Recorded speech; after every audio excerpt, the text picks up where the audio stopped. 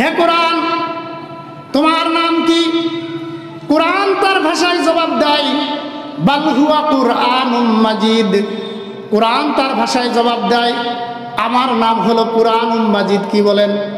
কুরআনুম মাজিদ। আবার যদি কোরআনকে প্রশ্ন করেন ও কোরআন তোমার বাড়ি কোথায়? বলেন কোরআন জবাব দিতে পারবে কি পারবে না? কোরআনকে যদি প্রশ্ন করেন ও কোরআন তোমার বাড়ি কোথায়, তুমি কোথায় ছিলে? কোরআন তার ভাষায় জবাব দেয় ফি লাউহিম মাহফুজ। কোরআন জবাব দেয় আমার বাড়ি হলো লাউহে মাহফুজে। কোথায় বলেন? লাউহে মাহফুজে আমার বাড়ি। যদি কোরআনকে প্রশ্ন করেন ও কোরআন তুমি কোন মাসে নাজিল হয়েছো, কোন মাসে নাজিল হয়েছে, কোরআন জবাব দিতে পারবে কি পারবে না? কোরআন জবাব দেয় তার ভাষায় শাহরুর রমাদান আল্লাযী উনজিলা ফীহিল কুরআন। কোরআন তার ভাষায় জবাব দেয়, বলে যে কোন মাসে হে কোরআন তুমি নাজিল হয়েছে? কোরআন জবাব দেয় শাহরুর রমাদান আল্লাযী উনজিলা ফীহিল কুরআন। কোরআন জবাব দেয় আমি পবিত্র মাহে রমজান মাসে আমি নাজিল হয়েছি। সুবহানাল্লাহ।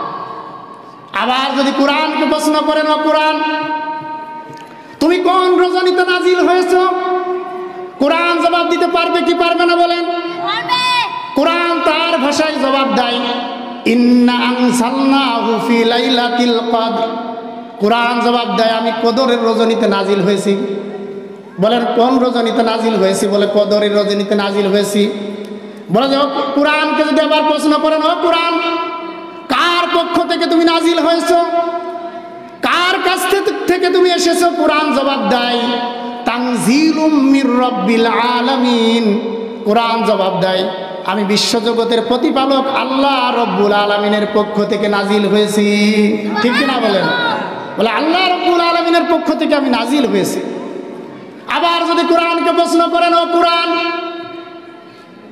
তোমাকে কে নিয়ে এসেছে, তোমার বাহনকে? কোরআন জবাব দেয় তার ভাষায় নাজালা বিহি রূহুল আমিন। কোরআন জবাব দেয় বিশ্বস্ত আত্মা হযরত জিবরাইল আলাইহিস সালাতু ওয়াস সালাম আমাকে দুনিয়াতে এনেছেন। কে এনেছেন বলেন? জিবরাইল আলাইহিস সালাতু ওয়াস সালাম আমাকে দুনিয়াতে এনেছেন। আবার যদি কোরআনকে প্রশ্ন করেন ও কোরআন তুমি কেন এসেছো, তোমার আসার পিছনে কারণ কি? কোরআন জবাব দেয় হুদাল লিন্নাস।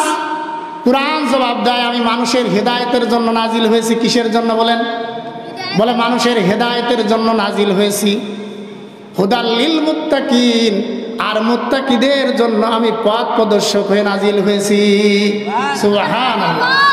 সুতরাং যে এই কোরআনকে তার বুকে ধারণ করবে, যে কোরআনকে আঁকড়ে ধরবে, এই কোরআন তাকে মৃত্যুর সময় কবরে, হাসরে, মিজানে, ফুলসিরাতে স্ত্রী আপনার থেকে পৃথক হয়ে যাবে, সন্তান সন্ততি পৃথক হয়ে যাবে, এত কষ্টের টাকা পয়সা সব কিছু আপনার কাজে আসবে না, কিন্তু কোরআন আপনাকে মৃত্যুর সময় কবরে, হাসরে, মিজানে, ফুলসিরাতে সমস্ত জায়গায় এই কোরআন আপনাকে পার করে জান্নাতে নিয়ে যাবে। বলেন সুবহানাল্লাহ। সুতরাং ভালোবাসতে হবে কাকে বলেন? কোরআনকে ভালোবাসতে হবে। যদি কোরআনকে ভালোবাসেন, কোরআনকে বুকে ধারণ করেন, এই কোরআন আপনাকে আলোর পথ দেখাবে। কিসের পথ দেখাবে বলেন? এই কোরআন আপনাকে আলোর পথ দেখাবে। আর কোরআন ছাড়া যে মানুষই নিজেকে বড় জ্ঞানী বুদ্ধিমান বলে দাবি করুক না কেন, যার মধ্যে কোরআন নাই ওই মানুষ নিজেকে যত পুত পবিত্র এবং মুখলেস ব্যক্তি হিসেবে দাবি করুক না কেন, রাসূলের ভাষ্য অনুযায়ী বলে যে না, ওই ব্যক্তির মধ্যে আল্লাহ বসবাস করে না, ওই ব্যক্তির মধ্যে শয়তান বসবাস করে। কে বসবাস করে বলেন? শয়তান বসবাস করে। এটা রাসূলের কথা।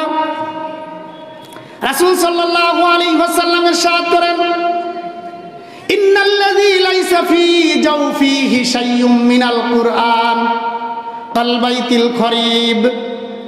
বলে যে যার মধ্যে কোরআন নাই, যার দিলের মধ্যে কোরআন নাই, তার দিলটা হলো বিরান বাড়ির মতো। কিসের মতো বলেন? বিরান বাড়ির মতো।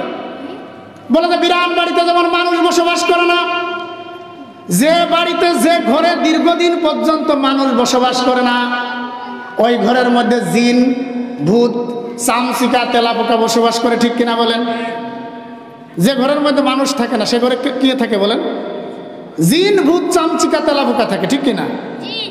বলে যে যার দিলে কোরআন নাই তার দিলটা কেমন?